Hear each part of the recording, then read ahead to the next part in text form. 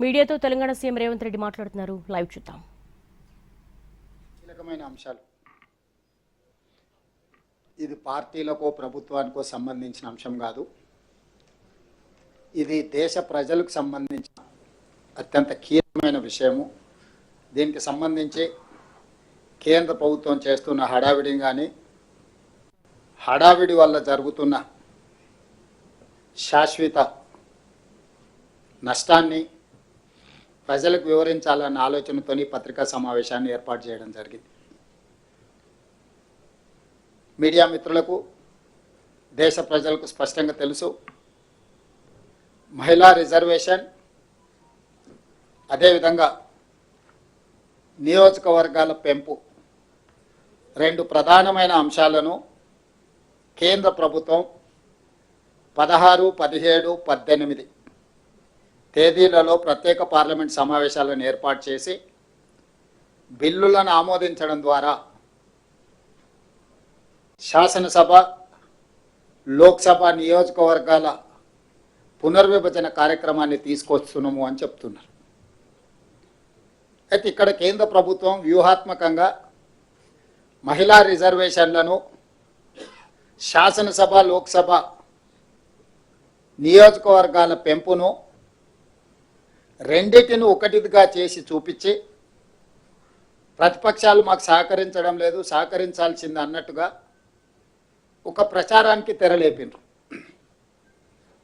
నేను ఈరోజు ఈ రెండు అంశాలను ఒకదానికి ఒకటి సంబంధం లేనిది, ఏ దానికి అదే చాలా ప్రాధాన్యతతో కూడుకున్న అంశము, ఈ రెండింటిని విడదీసి రెండింటిని వేరువేరుగా చర్చించుకొని రెండింటిని అమలు చేయడానికి అవసరమైన విధి విధానాలను ఏ విధంగా రూపొందించుకోవాలనో ఒక సూచన, ఒక అవగాహనతో కూడుకున్న అంశాలను నేను ఈరోజు ఈ పత్రికా సమావేశంలో ప్రస్తావించదలుచుకున్నాను.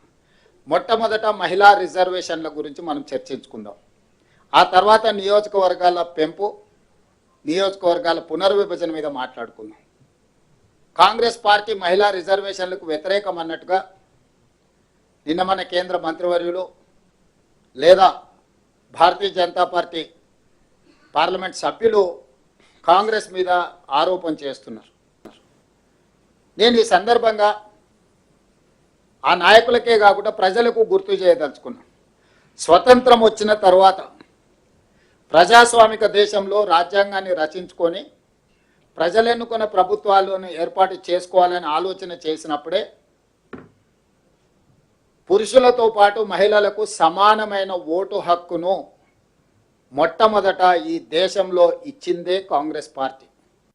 అప్పటికే ప్రపంచంలో చాలా దేశాలలో మహిళలకు ఓటు హక్కు కానీ మహిళలకు కనీస గౌరవం కానీ దక్కని పరిస్థితుల్లో స్వతంత్ర భారతదేశంలో కాంగ్రెస్ పార్టీ మొట్టమొదట మహిళలకు ఓటు హక్కును ఇచ్చి పురుషులతో పాటు మహిళలకు సమానమైన అవకాశాలు కల్పించి రాష్ట్రంలో కానీ దేశంలో కానీ ఏర్పడబోయే ప్రభుత్వాలు మహిళలను నిర్ణయం తీసుకునే అవకాశము, అధికారము కాంగ్రెస్ పార్టీ కల్పించింది.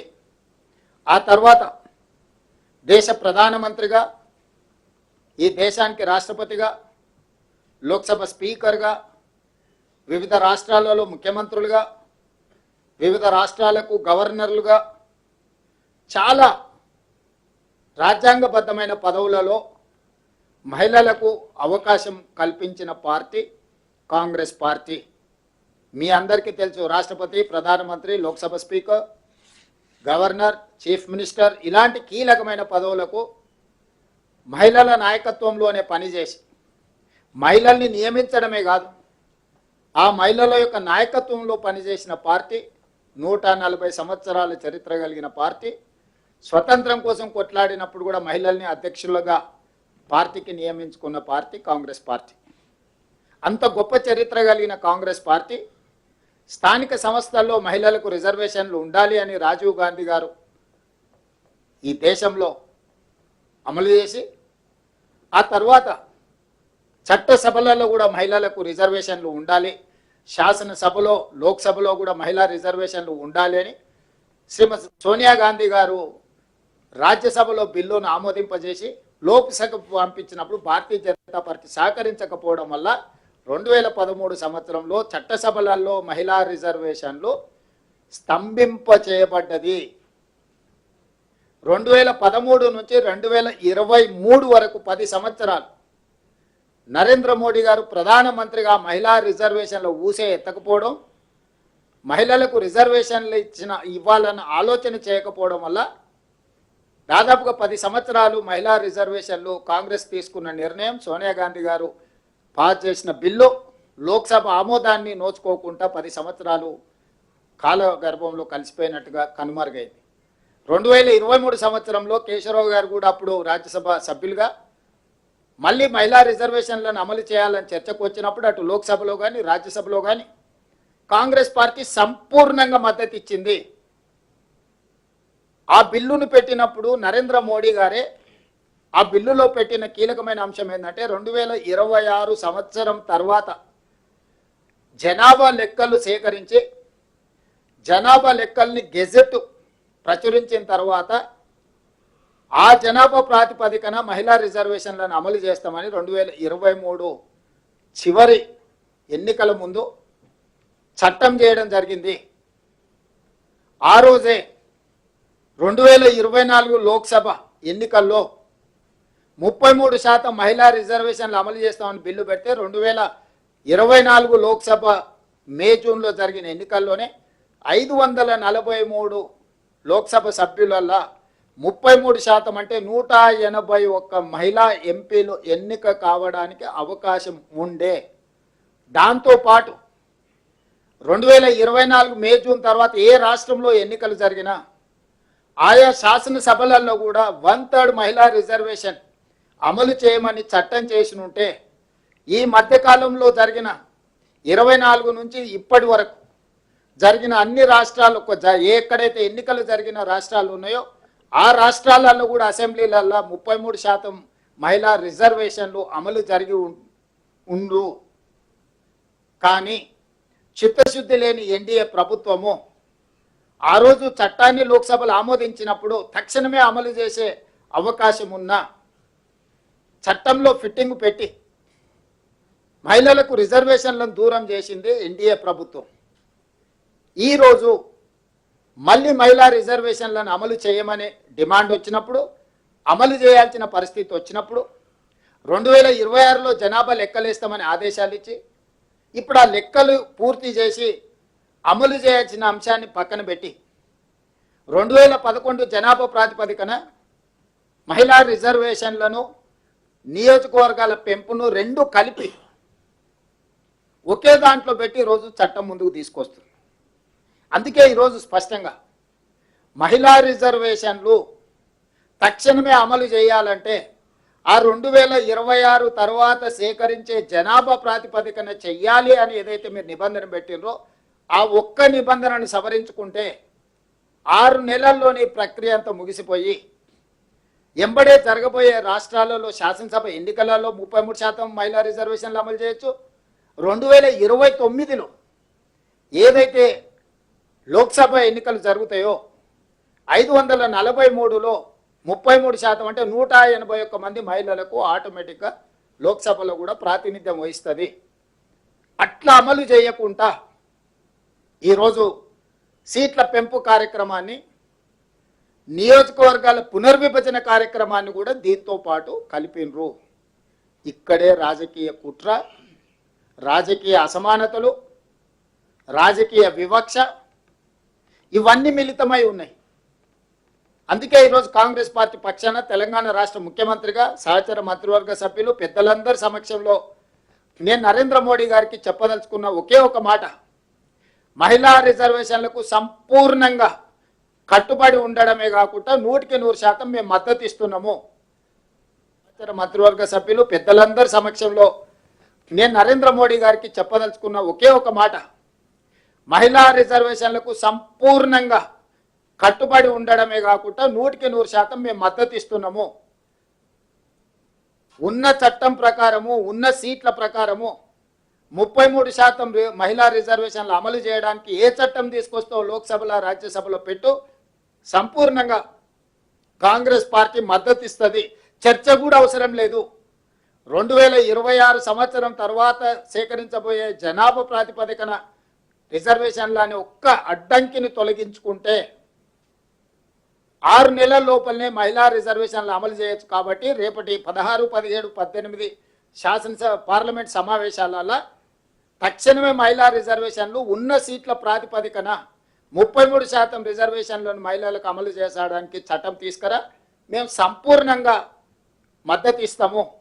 ఇది తెలంగాణ రాష్ట్ర ప్రభుత్వం తరఫునే కాకుండా కాంగ్రెస్ పార్టీ పక్షాన కూడా మొన్న జరిగిన సిడబ్ల్యూసి సమావేశంలో కాంగ్రెస్ పార్టీ తీసుకున్న నిర్ణయం. మహిళా రిజర్వేషన్లు మహిళల యొక్క రాజకీయ సాధికారితను కాంగ్రెస్ పార్టీ మొదటి నుంచి ఆకాంక్షించింది, మొదటి నుంచి అమలు చేసింది. 100% మహిళా రిజర్వేషన్లకు కాంగ్రెస్ పార్టీ కట్టుబడి ఉంది. తక్షణమే అమలు చేయాల్సిందిగా నరేంద్ర మోడీ గారిని మేము డిమాండ్ చేస్తున్నాము. ఇక రెండవ అంశం సీట్ల పెంపు, నియోజకవర్గాల పునర్విభజన. ఇది అత్యంత ప్రమాదకరంగా రాజకీయ పావుగా ఈరోజు నరేంద్ర మోడీ గారు వాడుకుంటున్నారు. ఆ దానికి సంబంధించి మాకున్న అభ్యంతరాలను కానీ దక్షిణ భారతదేశంలో ఉన్న ప్రజల యొక్క అభ్యంతరాలను, అదేవిధంగా చిన్న రాష్ట్రాల యొక్క అభ్యంతరాలను ఈరోజు స్పష్టంగా నేను ప్రజలకు వివరించదలుచుకున్నా. ఈరోజు నరేంద్ర మోడీ గారు ప్రవేశపెట్టిన గతంలో నియోజకవర్గాల పునర్విభజన 3 సార్లు జరిగింది. 1957లో నియోజకవర్గాల పునర్విభజన జరిగినప్పుడు 494 సీట్లు ఉన్నాయి దేశంలో లోక్సభలో. 1967లో నియోజకవర్గాల పునర్విభజన జరిగినప్పుడు 520 సీట్లకు పెరిగింది. అదేవిధంగా 1977లో చేసిన నియోజకవర్గాల పునర్విభజన ఇది అత్యంత కీలకమైనది. శ్రీమతి ఇందిరాగాంధీ గారు ఉన్నప్పుడు 1971 జనగణన ప్రకారము 1976లో నియోజకవర్గాల పునర్విభజన జరిగింది. ఆ రోజు ఇందిరాగాంధీ గారు తీసుకున్న నిర్ణయాలు 542 సీట్లకు పెంచారు. తర్వాత ఒక సీటు సిక్కిం నుంచి యాడ్ అయ్యి ఈరోజు దేశంలో 543 లోక్సభ స్థానాలు నిర్దిష్టంగా ఈరోజు సంఖ్యకు మనం చేరుకున్నాం. ఆ రోజు శ్రీమతి ఇందిరాగాంధీ గారు 1970 దశకంలో దేశంలో కరువు, ఆకలి, జనాభా నియంత్రించాలని కుటుంబ నియంత్రణ విధానాన్ని 1970లో ప్రభుత్వం, కేంద్ర ప్రభుత్వం తీసుకున్నది. కుటుంబ నియంత్రణ అమలు చేసిన 6-7 సంవత్సరాలలోనే దక్షిణాది రాష్ట్రాలు, ముఖ్యంగా కాస్త చదువుకున్న రాష్ట్రాలు, దక్షిణాది రాష్ట్రాలు కుటుంబ నియంత్రణ అమలు చేయడంతో ఇక్కడ జనాభా నియంత్రణ జరిగింది. ఉత్తరాది రాష్ట్రాలలో ఉన్న రాష్ట్రాలు కుటుంబ నియంత్రణ అమలు చేయకపోవడం వల్ల విపరీతంగా జనాభా పెరిగింది. 1970 నుంచి 76, 6-7 సంవత్సరాలలోనే జనాభా మధ్యలో అంతరం పెరిగి ఉత్తర భారతదేశం, దక్షిణ భారతదేశంలో అంతరం పెరుగుతుండడం వల్ల ఇందిరాగాంధీ గారు ఆ అంశాన్ని గుర్తించి 543 సీట్ల ప్రకారమే ఉండాలి, ఆయా రాష్ట్రాలలో ఉన్న నియోజకవర్గాలనే ఆ రాష్ట్రంలో ఉండే లోక్సభ సీట్ల ప్రకారమే నియోజకవర్గాల పునర్విభజన జరగాలని నిర్ణయం తీసుకోవడం వల్ల 1976లో ఉత్తరప్రదేశ్లో 80 సీట్లను ఆ రాష్ట్రంలోనే పునర్విభజన చేసిండ్రు. ఉమ్మడి ఆంధ్రప్రదేశ్లో ఉన్న 42 లోక్సభ నియోజకవర్గాలను ఈ రాష్ట్రంలో పునర్విభజన చేసిండ్రు. 25 సంవత్సరాల వరకు సీట్ల పెంపును శ్రీమతి ఇందిరాగాంధీ గారు నిషేధించిండ్రు. ఎందుకు అనంటే జనాభా పెరగడం, జనాభా ప్రాతిపదికన నియోజకవర్గాల పునర్విభజన జరిగితే కేంద్ర ప్రభుత్వం ఇచ్చిన ఆదేశాల ప్రకారం జనాభా నియంత్రణ పాటించిన కొన్ని రాష్ట్రాలను శిక్షించిన వాళ్ళతో కేంద్ర ప్రభుత్వ ఆదేశాలను ఉల్లంఘించిన వాళ్ళను మెప్పించినట్టు సీట్లు పెంచితే నష్టం జరుగుతుందని ఆ రోజు శ్రీమతి ఇందిరాగాంధీ గారు నియంత్రించిన 543 సీట్లు ఉండాలి, ఏ రాష్ట్రంలో ఉన్న సీట్లను ఆ రాష్ట్రంలోనే నియోజకవర్గాల పునర్విభజన చేయాలని. 2001లో వాజ్పేయి గారు ప్రధానమంత్రిగా ఉన్నప్పుడు కూడా మళ్ళీ లోక్సభలో, చట్టసభలలో చర్చ వచ్చినప్పుడు ఇందిరాగాంధీ గారు ఏదైతే దూరదృష్టితో జనాభా ప్రాతిపదికన జరిగే నియోజకవర్గాల పునర్విభజన, చిన్న రాష్ట్రాలు మరీ చిన్నగా మారుతాయి, పెద్ద రాష్ట్రాలు మరీ పెద్దగా మారుతాయి,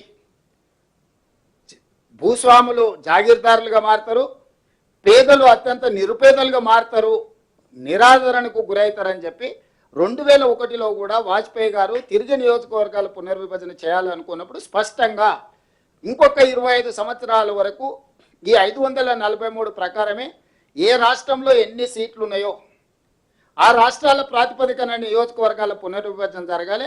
అక్కడ దామాషా ప్రకారం ఎస్సీ ఎస్టీ సీట్లను, అక్కడ ఉన్న అసెంబ్లీ సీట్ల రిజర్వేషన్లను వీటన్నిటిని మార్చుకోవడానికి 2001లో చట్ట సవరణ అటల్ బిహారీ వాజ్పేయి గారు చేశారు.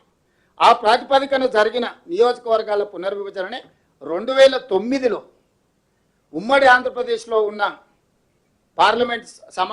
పార్లమెంట్ సీట్లు తెలంగాణలో 15 ఉండే, ఆంధ్రప్రదేశ్లో 27 ఉండే. 2009లో 17 సీట్లు తెలంగాణకు వచ్చినాయి, 25 సీట్లు ఆంధ్రప్రదేశ్కి పోయినాయి. ఆనాడు 107 అసెంబ్లీలు తెలంగాణలో ఉండే, 187 సీట్లు ఆంధ్రప్రదేశ్లో ఉండే, 119 సీట్లు తెలంగాణకు వచ్చి 175 సీట్లు ఆంధ్రప్రదేశ్కి పోయినాయి 2009లో. సో ఎక్కడ కూడా ఒక రాష్ట్రాన్ని ఒక యూనిట్గా తీసుకొని లోక్సభ అసెంబ్లీ నియోజకవర్గాలను 2007-8 నియోజకవర్గాల పునర్విభజనలో నిర్ణయం తీసుకోవడం వల్ల ఈ నియంత్రణ వాజ్పేయి గారు ఏదైతే 2001లో చట్టం చేసిండో 25 సంవత్సరాల భవిష్యత్తులో, అంటే 2026 వరకు సీట్ల పెంపు అనేది చట్టపరంగా నిషేధం విధించడం జరిగింది. ఈరోజు నరేంద్ర మోడీ గారు చేస్తున్న చర్యల వల్ల మొదటి నుంచి జనాభా ప్రాతిపదికన ఏదైతే మూల సూత్రంగా పెట్టుకొని నియోజకవర్గాల పునర్విభజన జరిగిందో ఆ ప్రాతిపదికన చేస్తే ఉత్తరాదిన విపరీతమైన జనాభా పెరిగిపోయింది, దక్షిణాదిలో జనాభా తగ్గిపోయింది, జనాభా నియంత్రణకు జరిగింది. కాబట్టి ఎట్టి పరిస్థితుల్లో మేము దానికి ఒప్పుకునేదే లేదు అని తమిళనాడులో స్టాలిన్ గారు, నేను కర్ణాటక నుంచి దక్షిణాది రాష్ట్రాల నుంచి ఒక పెద్ద ఎత్తున దక్షిణాది రాష్ట్రాల ముఖ్యమంత్రుల సమావేశాన్ని ఏర్పాటు చేసి మేము నిరసన తెలపడమే కాకుండా ప్రధానమంత్రికి లేఖ రాసినాం. మీరు జనాభా ప్రాతిపదికన తీసుకుంటే దక్షిణాది రాష్ట్రాలకు పూర్తిగా వివక్ష, నిరాదరణ, అన్యాయం జరుగుతుంది, దీన్ని ఏమాత్రం మేము ఒప్పుకునే సమస్యనే లేదని చెప్పడంతో ఇంకో రూపంలో ఈరోజు బయలుదేరారు. దామాషా ప్రకారం అని ప్రోరేటా, అంటే 543 సీట్లు ఉన్న దాంట్లో 50% సీట్లు పెంచుతాము, అంటే 272 సీట్లు మేము పెంచుతాం, 50% నెంబర్.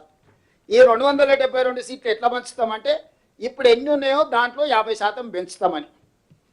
ఫర్ ఎగ్జాంపుల్ కేరళలో 20 సీట్లు ఉన్నాయి, 10 పెరిగితే 30 అవుతాయి.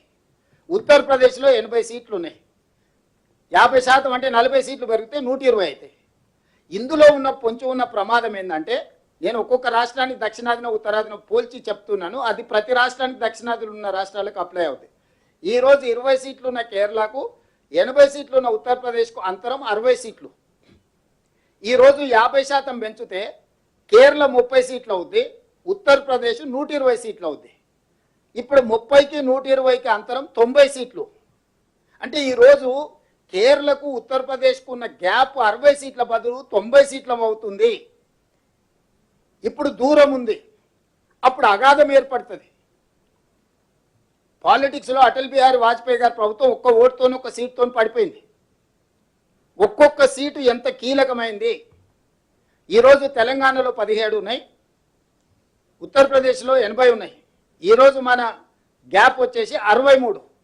రేపు ఇది పెంచినప్పుడు మనకేమో 26 అవుతున్నాయి, ఉత్తరప్రదేశ్కు 120 అవుతున్నాయి. అప్పుడు 94 సీట్లు మనకు ఇద్దరికి మధ్యలో అంతరం అవుద్ది. ఇట్లా ఉత్తరప్రదేశ్, మధ్యప్రదేశ్, బీహారు, రాజస్థాను, వీటిని బీమారు అంటారు, బీమారు రాష్ట్రాలు. బీహార్, ఉత్తరప్రదేశ్, మధ్యప్రదేశ్, రాజస్థాన్ ఇవన్నీ అత్యంత కీలకమైన రాష్ట్రాలు ఉత్తర భారతదేశంలో. దక్షిణ భారతదేశంలో కేరళ, తమిళనాడు, ఆంధ్రప్రదేశ్, తెలంగాణ, కర్ణాటక ఇవి ఒక భాగం.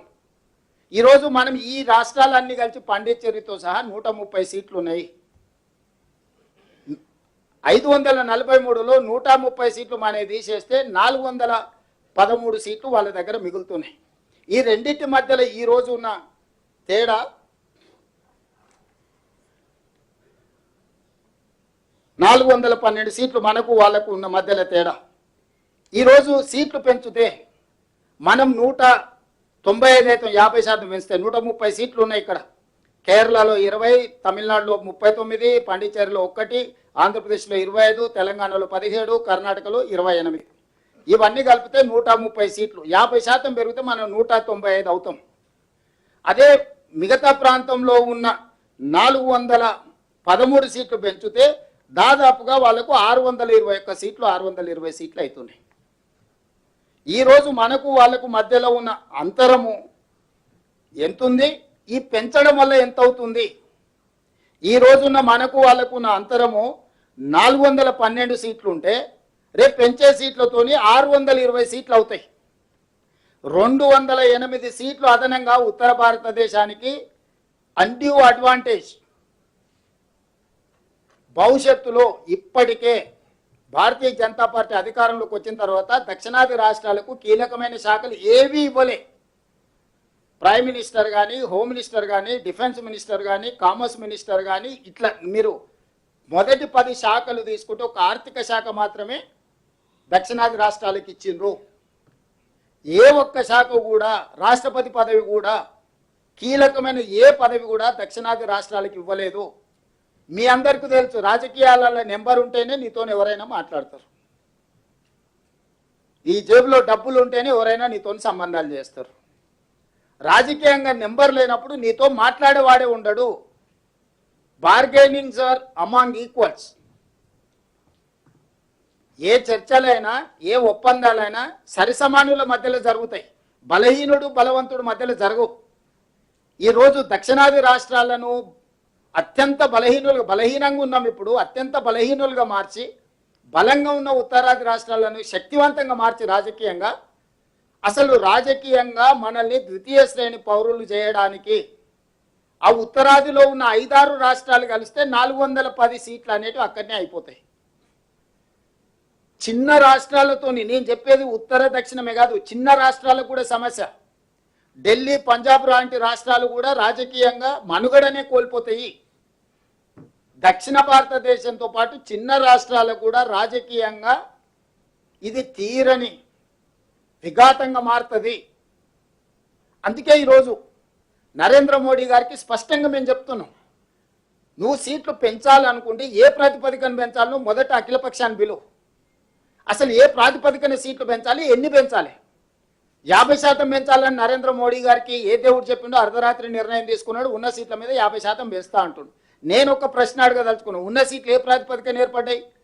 జనాభా ప్రాతిపదికన మీదనే కదా ఏర్పడ్డది. ఉత్తరప్రదేశ్కి 80 ఎందుకు వచ్చినాయి, ఉమ్మడి ఆంధ్రప్రదేశ్కు 42 ఎందుకు వచ్చినాయి? ఆ రోజు ఉత్తరప్రదేశ్లో జనాభాని లెక్క తీసుకున్నప్పుడు అక్కడ 80 వచ్చినాయి, ఉమ్మడి ఆంధ్రప్రదేశ్లో జనాభాను తీసుకుంటే ఇక్కడ 42 వచ్చినాయి. ఏ జనాభా ప్రాతిపదిక మీద అయితే 543కు మనం చేరినామో దాని మీద సరాసరి బ్లాంకెట్గా 50% అని చెప్పేసి కలిపేస్తున్నావు.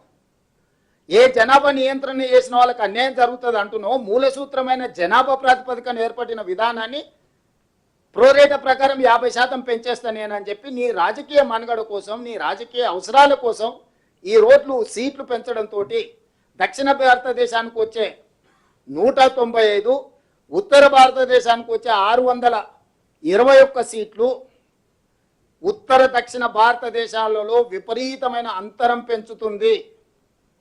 ఇది దేశ మనుగడకు మంచిది కాదు. ఇది రాజకీయ పార్టీలకు సంబంధించిన విషయం కాదు. ఇది దేశ ప్రజలకు సంబంధించిన విషయము. వివక్ష అనేది ఎక్కడికి దారితీస్తుందో మనం అందరం చూసినాము. తెలంగాణ రాష్ట్ర ఉద్యమము, తెలంగాణ రాష్ట్ర ఏర్పాటు, నక్సలైట్ల ఉద్యమము, సమాజంలో వచ్చిన మార్పులన్నీ కూడా వివక్ష ఎక్కడికి దారితీస్తుందో మనకు కళ్ళకు కట్టినట్టుగా కనిపిస్తుంది. ఈరోజు ఈ వివక్షను ఇంకా పెంచడానికి బీజేపీ ప్రయత్నం చేసుకుంటూ ప్రజల్ని మభ్యపెడుతూ చిన్న రాష్ట్రాలకు, ముఖ్యంగా దక్షిణాది రాష్ట్రాలకు అన్యాయం చేసుకుంటూ మేము ఏమీ చేయడం లేదు, ఇది ఒక అద్భుతమైన బిల్లు, ఈ అద్భుతమైన బిల్లుకు మీరు అనుకూలంగా లేరు, మీరు మహిళా వ్యతిరేకులా అని మహిళల ముసుగులో ఆనాడు యుద్ధం చేసినప్పుడు కూడా శిఖండిని అడ్డం పెట్టుకొని చేసిరు. ఈరోజు మీరు సీట్లు పెంచే అధికార దాహానికి మహిళల్ని అడ్డం పెట్టుకోకండి. మహిళా బిల్లుకు మేము సంపూర్ణంగా మద్దతు ఇస్తున్నాం. మహిళా బిల్లు తక్షణమే అమలు జరగాలి. ఉన్న ప్రాతిపదికన 543 లోక్సభ స్థానాలలో 33% 181 సీట్లు మహిళలకు ఇచ్చేసేయండి తక్షణమే. తెలంగాణ రాష్ట్రంలో ఉన్న 119 అసెంబ్లీలలో మహిళలకు 1/3 అసెంబ్లీ సీట్లను తక్షణమే మీరు మహిళా రిజర్వేషన్లు చేయండి. ఉన్న అసెంబ్లీలు, ఉన్న లోక్సభ స్థానాలకు 1/3 ప్రకారం మహిళా రిజర్వేషన్లు చేయండి. అన్అపోజ్డ్గా మేము మద్దతు పలుకుతాం. సీట్ల పెంపు, నియోజకవర్గాల పునర్విభజన. ఇది రెండవ అంశం, నిగూఢమైన అంశం. ఇందులో ఉన్న కుట్ర ప్రజలకు చెప్పాలి. ఈరోజు దక్షిణ భారతదేశంలో మేము నియంత్రణ పాటించడం వల్ల మేము ఆర్థికంగా జిఎస్డిపి హైయెస్ట్ కంట్రిబ్యూషన్. మేము దక్షిణాది రాష్ట్రాలు ఫైనాన్షియల్ క్యాపిటల్స్, ఉత్తరాది రాష్ట్రాలు పొలిటికల్ క్యాపిటల్స్. పొలిటికల్ క్యాపిటల్స్ ఎప్పుడు కూడా ఫైనాన్షియల్ క్యాపిటల్స్ని సబ్సర్వెంట్గా చూస్తారు. పన్నులు కట్టాలి, ఢిల్లీకి వెళ్ళి సలాం పెట్టాలి. మాకు ఎలాంటి అవకాశాలు, మాకు ఎలాంటి అధికారం లేకుండా చేయడానికి ఈరోజు కుట్ర జరుగుతుంది.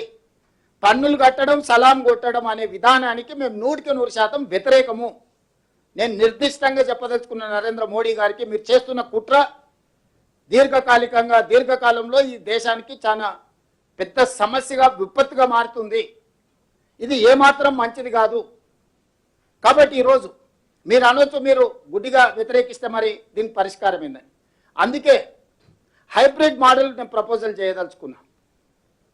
ఈ హైబ్రిడ్ మోడల్లో మీరు 272 సీట్లు మీరు పెంచాలని నిర్ణయించుకున్నారు కదా, అందులో 50%, 136 సీట్లు మీరు చెప్పుకుంటున్న ప్రోరేటా ప్రకారం ఇచ్చుకోండి. ఇంకొక 136 సీట్లు 50% ఉన్నాయి కదా, జిఎస్డిపి ప్రాతిపదికన దేశం యొక్క స్థూల ఆర్థిక ఉత్పత్తి ప్రాతిపదికన సీట్లను విభజించండి. అప్పుడు జనాభా నియంత్రణ చేసి దేశ ఆర్థిక వ్యవస్థకు ఆదాయాన్ని తెచ్చిపెట్టిన రాష్ట్రాలను మీరు గౌరవించినట్టు అవుద్ది. కాబట్టి ఈ హైబ్రిడ్ మోడల్ తీసుకోండి. మీరు అనుకుంటున్న ప్రోరేటా ప్రకారము నువ్వు పెంచాలనుకున్న సీట్లలో 50%, ఇంకొక 50% జిఎస్డిపి ప్రాతిపదికన ఈ దేశ ఆర్థిక వ్యవస్థలో స్థూల ఉత్పత్తిలో అత్యధికంగా భాగస్వామ్యం చేస్తున్న రాష్ట్రాలకు మీరు సీట్లు ఇవ్వండి. ఇప్పటికే నార్త్ ఈస్టర్న్ అండ్ యూనియన్ టెరిటరీస్లో జనాభా ప్రాతిపదికన పార్లమెంట్ సీట్లు లేవు.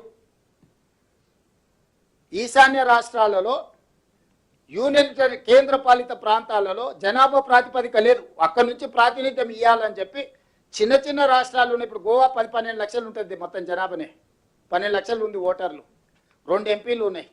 మల్కాజ్గిరిలో 36 లక్షల ఓట్లు ఉన్నాయి. 3 గోవా రాష్ట్రాలు ఈక్వల్ ఒక మల్కాజ్గిరి పార్లమెంట్.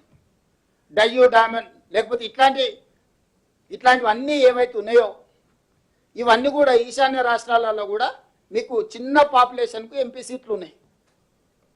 సో 100% జనాభా ప్రాతిపదికన కూడా సీట్ల పంపకాలు లేవు. ఈశాన్య రాష్ట్రాలలో, కేంద్ర పాలిత ప్రాంతాలలో ఆ ప్రాంతాలకు ప్రాతినిధ్యం ఇవ్వడానికి జనాభాను పక్కన పెట్టి వాళ్ళకి ప్రాతినిధ్యాన్ని ఇచ్చిండ్రు. పెద్ద రాష్ట్రాల మధ్యలోనే సమస్యను పరిష్కరించడానికి జనాభా ప్రాతిపదికన సీట్లు పెంచిండ్రు. ఈ పెంచిన సీట్లను, ఈ ఉంచిన సీట్లను, ఇచ్చిన సీట్లను ఈరోజు మళ్ళీ మీరు పెంచుకుంటూ పోతే ఈరోజు దక్షిణ భారతానికి, ఉత్తర భారతానికి విపరీతమైన అంతరం ఏర్పడుతుంది. దాంతో మేము రాజకీయంగా ద్వితీయ శ్రేణి పౌరులుగా మిగిలిపోవాల్సి వస్తుంది. మేము అత్యధిక ఆదాయాన్ని దేశానికి అందిస్తున్నాం, అత్యధికంగా ఉద్యోగ ఉపాధి అవకాశాలు మేము అందిస్తున్నాం. అన్ని రకాలుగా ఈ దేశాన్ని బలోపేతం చేయడానికి మేమందరం పనిచేస్తున్నాం. అట్లాంటి మమ్మల్ని శిక్షించే అధికారం మీకెవరు ఇచ్చిండ్రు? అందుకే సుప్రీంకోర్టు కూడా చాలా సందర్భాలలో విద్యా ఉద్యోగ అవకాశాలలో 50% రిజర్వేషన్లు, 50% మెరిట్ అని చెప్పింది. మీ అందరికీ తెలుసు. మన స్థానిక సంస్థలలో కూడా రిజర్వేషన్లు పెంచాలనుకున్నప్పుడు కూడా సుప్రీంకోర్టు 50% మించకుండా మీరు రిజర్వేషన్లు అమలు చేయమని సుప్రీంకోర్టు ఆదేశాలు ఇచ్చింది. అందుకే మనం పంచాయతీరాజ్లో కానీ, మున్సిపల్లో కానీ, రూరల్ లోకల్ బాడీస్లో కానీ, అర్బన్ లోకల్ బాడీస్లో మనం 50% మించకుండా రిజర్వేషన్లు పెట్టుకున్నాం. సో 50% రిజర్వేషన్లు, 50% మెరిట్. ఇక్కడ కూడా మీరు పెంచాలనుకున్న 272 సీట్ల లోక్సభలో 50%, 136 సీట్లు ప్రోరేటా ప్రకారం పెంచుకోండి. మిగతా 136 సీట్లు ఆర్థిక ఉత్పత్తి ఏదైతే ఉందో దాని ప్రకారం మీరు సీట్లను పంపకాలు చేయండి. దీనికి సంబంధించి లేదా ఇంకేమైనా నూతన ఆలోచనతోని, సూచనతోని రావచ్చు. కాబట్టి కన్సెన్సస్ బిల్డింగ్ ప్రాసెస్లో మొట్టమొదట అఖిలపక్షాన్ని ఆల్ రాజకీయ పార్టీలను అదేవిధంగా స్టేక్ హోల్డర్స్ను సివిల్ సొసైటీస్ను పిలిచి ప్రభుత్వం సంప్రదింపులు మొదలు పెట్టాలి. నియోజకవర్గాలను పెంచడానికి ఈరోజు మనం తీసుకోవాల్సిన విధి విధానాల మీద ఒక కన్సెన్సస్ బిల్డింగ్ ప్రాసెస్ చేయాలి.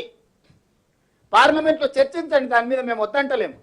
మొదట మహిళా బిల్లు పాస్ చేయండి. ఇప్పుడు ఉన్న సీట్ల ప్రాతిపదికన 33% రిజర్వేషన్లు లోక్సభలో అదేవిధంగా శాసనసభలో పెంచడానికి బిల్లును ఆమోదించుకొని భవిష్యత్తులో సీట్లు పెంచడానికి నియోజకవర్గాల పునర్విభజన చేయడానికి ఎలాంటి విధి విధానాలు తీసుకుంటే బాగుంటుందో సభలోనే కాకుండా బయట వచ్చి ప్రజలతో కూడా చర్చించండి, సూచనలు తీసుకోండి.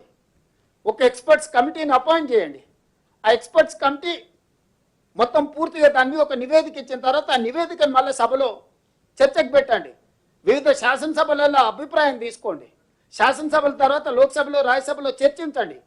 ఆ తర్వాత guidelines terms of reference final చేసినాకనే మీరు నియోజకవర్గాల పునర్విభజన కానీ నియోజకవర్గాల పెంపు కార్యక్రమం ముందుకు వెళ్దాము. ఈ లోపల మీరు ఆల్రెడీ జనగణన కోసము కేంద్ర ప్రభుత్వం నిర్ణయం తీసుకున్నది 2027 మార్చ్ 31 లోపల జనగణన పూర్తి చేయండి. ఈ లోపల అందరి అభిప్రాయాలు తీసుకోండి.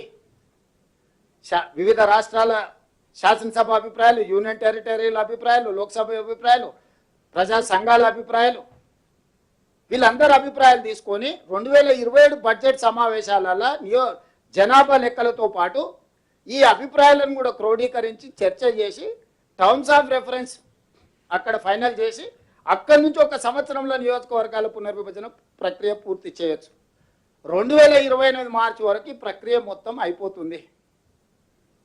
అంతే తప్ప హడావిడిగా అడ్డగోలుగా చేసి దేశంలో అనవసరమైన గందరగోళాన్ని సృష్టించి ఇది ఉత్తర భారతదేశానికి దక్షిణ భారతదేశానికి ఒక వైరుధ్యాన్ని లేకపోతే ఒక గ్యాప్ను పెంచడానికి మీరు దయచేసి ప్రయత్నం చెయ్యకండి అని చెప్పి మోడీ గారికి నేను సూచన చేయదలుచుకున్నా. అదేవిధంగా హిందీలో కూడా నేషనల్ మీడియా కూడా ఉందనుకుంటున్నాను. హిందీలో కూడా కొన్ని మాట్లాడాలనుకున్నా నేను. ఎందుకంటే మనం తెలుగులో చెప్తే మోడీ నాకు అర్థం కాలేదని ఆ తర్వాత నాకు అవసరం లేదని అనుకునే ప్రమాదం ఉంది. पत्रकार मित्र, आज तेलंगाना राज्य के तरफ से हमारे साथी मंत्री, तेलंगाना गवर्नमेंट एडवाइज़र, लोकसभा और शासन सभा मेंबर्स के साथ आज मैं कुछ बयान देना चाहता हूं. जो केंद्र सरकार, भारतीय जनता पार्टी, नरेंद्र मोदी जी जो कोशिश कर रहे हैं 16, 17, 18 तारीख लोकसभा राज्यसभा में कुछ बिल ले आकर बिल पास करवाने में बहुत जल्दी भागम दौड़ कोशिश कर रहा है. इसीलिए मैं दो मुद्दों को आज साफ साफ कहना चाहता हूं. एक महिला आरक्षण, दूसरे बात constituencies reorganisation and enhancement of seats in Lok Sabha and assembly. महिला आरक्षण के लिए कांग्रेस पार्टी खिलाफ नहीं है. जिस दिन इस देश को आजाद मिले थे उसी दिन महिलाओं को वोट हक देकर, पुरुष के साथ साथ महिलाओं को वोट हक देकर हम लोग वुमेन एम्पावरमेंट को उसी दिन हम एक फाउंडेशन डाला है. उसके बाद राजीव गांधी जी ने panchayat raj and municipal urban local bodies में महिला आरक्षण लागू कर दे के इस देश में महिलाओं को लोकल बॉडीज रिप्रेजेंटेशन हमने दिलवाए. उसके बाद असेंबली एंड लोकसभा महिला आरक्षण के लिए श्रीमती सोनिया गांधी जी यूपीए 2 में राज्यसभा में कानून पास करवा के लोकसभा में इंट्रोड्यूस किए तो भारतीय जनता पार्टी साथ नहीं दिए. राज्यसभा में मदद किए, लोकसभा में आने के बाद भारतीय जनता पार्टी उसको आगे नहीं जाने दिए. इसीलिए आज हम लोग ये बात साफ कहना चाहता हूं नरेंद्र मोदी जी से, भारत सरकार से, कांग्रेस पार्टी तहे दिल से महिला आरक्षण को हम मदद दे देंगे. बाज़ाब्ता बिल लोकसभा राज्यसभा में रख दो, एक ही दिन में हम पास करवा देंगे. महिला आरक्षण अमल करने के लिए कांग्रेस पार्टी को कोई इतराज नहीं है. अभी जो लोकसभा 543 हर राज्य में जो असेंबली में है 1/3 वुमेन रिजर्वेशन तुरंत लागू कर दो। इवन 543 में भी 1/3 181 लोकसभा सीट महिलाओं को दे दो। आने वाले चुनाव में महिलाओं को रिजर्वेशन दे दो। अभी जो होने वाले राज्यों में भी असेंबली में 1/3 रिजर्वेशन लागू कर दो। हम लोग तैयार है भारत सरकार को मदद देने के लिए। इसके लिए कोई चर्चा नहीं है। 2 दिन पहले दिल्ली में कांग्रेस पार्टी का CWC central working committee meeting हुआ। उसमें सोनिया जी, खड़गे जी, राहुल जी, बाकी के सब CWC मेंबर्स ये आश्वासन देने के लिए कोशिश किए भारत सरकार को हम लोग बेशक मदद देने के लिए। महिला आरक्षण तुरंत लागू होना है। कांग्रेस पार्टी आपको बेशर्त मदद देने के लिए हम लोग तय कर लिए। CWC में भी यही रेजोल्यूशन पास किया हुआ है। अभी दूसरे मुद्दा सीट बढ़ाने का, रिजर्वेशन रोटेशन करने का। ये सीट बढ़ाने में बहुत अंतर आने वाला है। उत्तर भारत दक्षिण भारत में अभी बहुत दूर है और बढ़ाने के लिए आप लोग कोशिश करें। उसके उदाहरण में एक ही देना चाहता हूं। केरला में आज तारीख 20 लोकसभा है, उत्तर प्रदेश में 80 लोकसभा है। तो ये दोनों के बीच में 7 सीट फर्क है।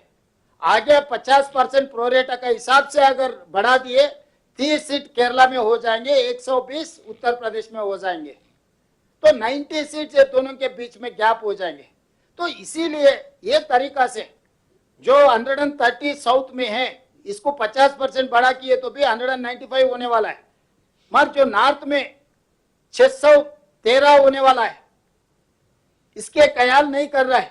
तो हमारे दोनों के बीच में नॉर्थ साउथ में, ये नॉट ओनली नॉर्थ साउथ, छोटे राज्यों का भी दिक्कत है। दिल्ली, पंजाब जैसा छोटे छोटे राज्य है और छोटा हो जाएंगे, बड़ा वाला और बड़ा हो जाएंगे। तो इसमें पॉलिटिकल पावर जिसका नंबर है, जिसका लाठी है, उसका ही बैंस। तो वो हिसाब से जिसका नंबर है, आज भी हमेशा उत्तर प्रदेश में नरेंद्र मोदी जी किस लिए गुजरात छोड़कर उत्तर प्रदेश में चुनाव लड़ाए? लोग सोचते हैं 80 सीट वहां पर है, वहां से जो आएगा वो देश का प्रधानमंत्री बनने वाला है। हर बार कोई भी हो उत्तर प्रदेश से प्रधानमंत्री बन रहा है, किस लिए? 80 सीट वहां पर है। 1-2 बार PV नरसिंह राव जी और 1-2 जगह में ही ऐसा हो गया, मगर बाकी के हर समय पर कोई भी हो, कौन सा पार्टी भी हो, उत्तर प्रदेश से प्रधानमंत्री बन रहा है। क्यों कर्नाटक, क्यों तमिलनाडु, क्यों दूसरे राज्य उत्तर में है वहां पर भी क्यों नहीं दे रहा है?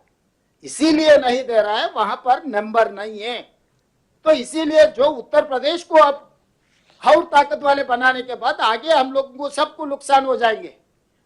इसीलिए अब चर्चा इसी के ऊपर होना है, सीट बढ़ाना कैसे, रिजर्वेशन रोटेशन। आप इतना महिला आरक्षण के लिए, महिला नारी शक्ति के लिए बोल रहे हैं ना, जितना सीट उत्तर में आप बढ़ा रहे, उत्तर भारत के महिलाओं को फायदा मिलने वाला है। दक्षिण भारत में महिला महिला जैसा आपको नहीं दिख रहा है क्या? दक्षिण भारत में दलित आदिवासी आपको याद नहीं आए हैं? जितना सीट बढ़ेंगे उतना SC ST रिजर्वेशन भी बढ़ने वाला है, महिलाओं का भी कोटा बढ़ने वाला है। जितना सीट अभी बढ़ने वाले हैं उसमें SC एंड ST एंड महिला उनका भी कोटा में विद इन द कोटा है। मतलब दक्षिण भारत में SCओं को, STओं को, महिलाओं को अन्याय करने के लिए भारतीय जनता पार्टी, नरेंद्र मोदी जी आज कोशिश कर रहा है। तो इसीलिए हम लोग ये बयान देना चाहता हूं, मैं साफ साफ कहना चाहता हूं, दक्षिण भारत को आप अन्याय नहीं कर सकते। जनता के लिए नहीं, आदिवासियों के लिए, दलित के लिए, महिलाओं के लिए भी सीट जब कम हो जाएंगे उनका हिस्सा भी कम हो जाएंगे। कम करने के लिए कोशिश कर रहे हैं। एज इट इज आप नॉर्थ इंडिया में पॉलिटिकल पावर, साउथ इंडिया में फाइनेंशियल पावर। तो हम पैसे कमा रहे, आपको दे रहे। अगर हम 1 रुपये दिए तो 40 पैसे भी वापस हमको नहीं दे रहे। बिहार में 1 रुपया है तो 6 रुपये वहां पर दे रहा है। उत्तर प्रदेश में 3.5 रुपये दे रहा है। मध्य प्रदेश को 2.5 रुपये दे रहा है। केरला को आप 16 पैसे दे रहे, तेलंगाना को 40 पैसे दे रहे। तो ये तरीका से फाइनेंशियल इनजस्टिस हो रहा ही हो रहा। हम लोग बहुत बार कह चुका है, अब नहीं सुने। अभी पॉलिटिकल अन्याय भी करने के लिए जो कोशिश कर रहा है ये ठीक ठाक नहीं है। जो जनगणना लेकर डिलिमिटेशन करना हम नहीं मानेंगे। प्रोरेटा भी हम नहीं मानेंगे, क्योंकि जो पिछले नंबर है वो जन आधारित नंबर है। आज 50% जो भी प्रोरेटा दे रहे हैं उसी के हिसाब से हमको नुकसान पहुंचाएंगे। इसीलिए आज हम लोग तेलंगाना के तरफ से एक हाइब्रिड मॉडल सुझाव देना चाहता हूं। आप 272 सीट्स जो बढ़ाने के लिए कोशिश कर रहे हैं उसमें 50% 136 सीट्स को प्रोरेटा में बांट दो। जो बचे 136 जीएसडीपी हिसाब से आप राज्यों के बीच में आप डिस्ट्रीब्यूट कर दो, तब थोड़ा बहुत कंसेंसस बिल्ड होने का चांसेस है। इसके अलावा आप डिसीजन ले लिए, बिल बना रहे, आप जो बना रहे, आप जो कह रहे उसके लिए मदद मांग रहे, हम कैसे करना सुझाव नहीं ले रहे। कोई विपक्ष के साथ, कोई पॉलिटिकल पार्टी के साथ कोई आप कंसेंसस बिल्ड करने के लिए कोशिश नहीं कर रहा है। सिविल सोसाइटी से भी बात नहीं हुई। हर जगह में आपके मनमानी से सरकार चलाने के लिए, मनमानी से सीट बढ़ाने के लिए, मनमानी से रिजर्वेशन देने के लिए आप लोग कोशिश करें, देश के लिए अच्छा नहीं है। इसीलिए मोदी जी से, भारत सरकार से मेरा एक ही गुजारिश है, महिला आरक्षण बिल इस लोकसभा राज्यसभा में पास करवा लो। जो दूसरा बिल इसके महिलाओं के पीछे से छुप छुप के जो बना, जो बिल पास करवाने के लिए जो कोशिश कर रहे हैं ना, सीट बढ़ाने का और रिजर्वेशन रोटेशन करने का, इसके ऊपर चर्चा करो। आगे ऑल पॉलिटिकल पार्टीज को मिलाओ, बुलाओ, बात करो, सिविल सोसाइटी से बात करो, जितने भी राज्यों हैं असेंबली में चर्चा करो।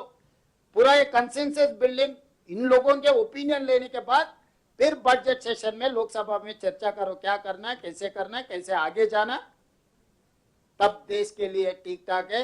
जो तरीका से जो कर रहे हैं वो ठीक नहीं है। आप हाइब्रिड मॉडल के बारे में सोचो, हाइब्रिड मॉडल ले लो, 50% प्रोरेटा में लो, 50% जीएसडीपी लेके जो राज्यों में फर्क है वो अंतर कम करने के लिए भारत सरकार की जिम्मेदारी है, वो अंतर कम करने के लिए कोशिश करो। यही हमारा मांग है, यही हमारा डिमांड है।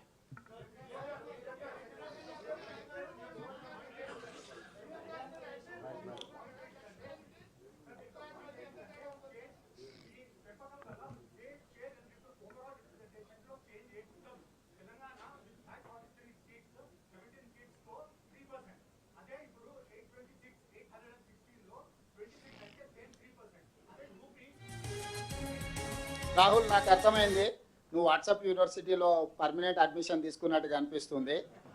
ఇప్పుడు మీ ఊర్లో నీ దగ్గర 100 రూపాయలు ఉన్నాయి, ఈ పక్క ఆయన దగ్గర 100 కోట్లు ఉన్నాయి.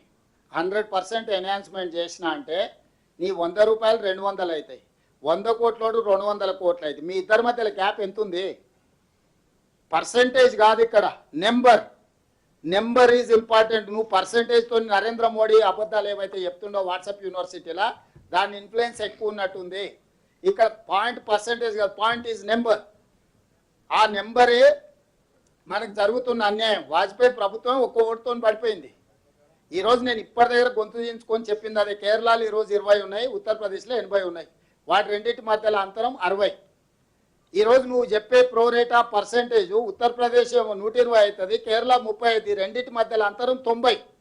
30 సీట్లు అదనంగా అన్డ్యూ అడ్వాంటేజ్ వస్తుంది ఉత్తరప్రదేశ్కి. Mister Rahul, you try to understand. You are a Hindu, one of the important newspaper journalist. You have to understand what is the number. The number is important in politics.